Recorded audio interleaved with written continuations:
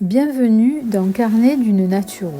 Aujourd'hui, j'aimerais aborder un sujet que presque tout le monde connaît, mais dont on parle finalement assez peu avec douceur. Il s'agit de la culpabilité alimentaire. Cette petite voix qui apparaît après un repas, après un plaisir et qui murmure « j'aurais pas dû ». Dans ce carnet, on va prendre le temps de comprendre d'où elle vient et surtout comment l'apaiser. La culpabilité n'est pas un manque de volonté. En consultation, j'entends souvent cette phrase « je sais ce qu'il faudrait faire, mais je n'y arrive pas ». Et très souvent, derrière cette phrase, il y a de la culpabilité. On croit que la culpabilité va nous aider à mieux manger, qu'elle va nous motiver, nous cadrer, nous faire tenir. En réalité, c'est souvent l'inverse.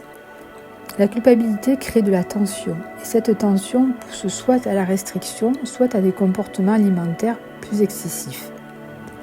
En naturopathie, on ne cherche jamais à culpabiliser le corps. Le corps ne fait pas d'erreur.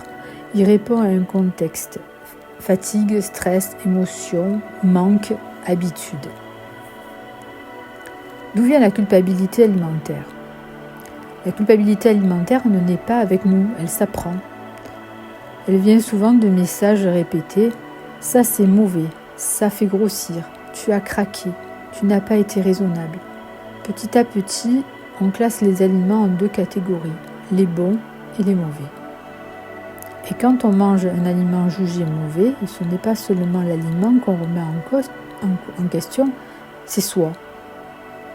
Pourtant, un aliment n'a pas de morale. Il ne te rend ni bonne, ni bon, ni mauvaise, ni mauvais. En naturopathie, on parle plutôt de fréquence, de contexte et de ressenti après les repas.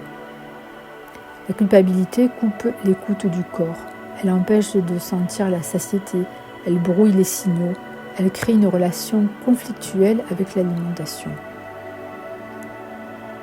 Pourquoi la culpabilité empêche l'équilibre ?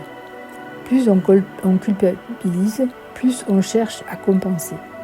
Compenser par de la restriction, compenser par du contrôle. Et souvent, ce contrôle finit par craquer. Ce n'est pas un manque de discipline, c'est un mécanisme naturel. Le corps n'aime pas la contrainte prolongée, il cherche à rétablir un équilibre. Apaiser la culpabilité, ce n'est pas se laisser aller, c'est sortir d'un cycle épuisant. Quand l'alimentation redevient plus neutre émotionnellement, les choix deviennent plus simples, plus stables, plus cohérents. Comment commencer à apaiser la culpabilité ? Apaiser la culpabilité alimentaire commence par un changement de regard. La prochaine fois que tu ressens de la culpabilité après un repas, je t'invite à remplacer la question « Pourquoi j'ai mangé ça ?» par « De quoi avais-je besoin à ce moment-là ?» Besoin de réconfort, de plaisir, de repos, de douceur. Plus tu accueilles la réponse sans jugement, plus la tension baisse. Et quand la tension baisse, le corps retrouve naturellement son équilibre. Pour cette semaine, je te propose une petite escale très simple. Choisis un repas ou un aliment que tu culpabilises habituellement. Mange-le en pleine conscience, lentement, sans distraction si possible. Et observe simplement comment tu te sens pendant, comment tu te sens après, sans jugement, sans bien ou mal, juste avec curiosité.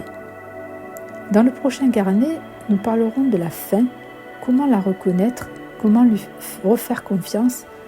Merci d'avoir ouvert ce carnet avec moi et à très bientôt pour une nouvelle escale.